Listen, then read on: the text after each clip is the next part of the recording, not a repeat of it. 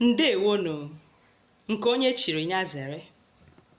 All protocols duly observed. Isiokwu anyị ga-eleba anya n'ụbọchị nke taata bụ anụmanụ ndị na-ebi n'ụlọ.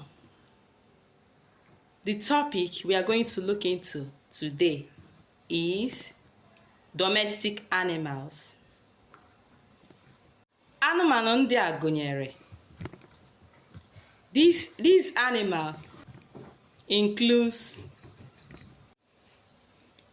oke ọkpa, cock, nnekwu ọkụkọ,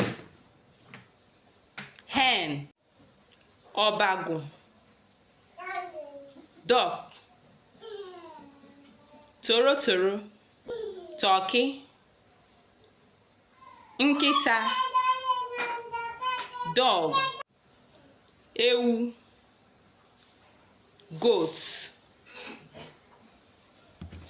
atụrụ, sheep, ebule, ram,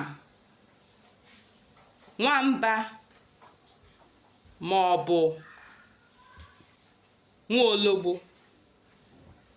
cat, ehi, cow, oke oyibo, rabbit, oke, rat, anyịnya, horse.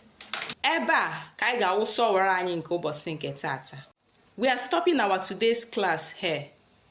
Please like, comment, subscribe our channels.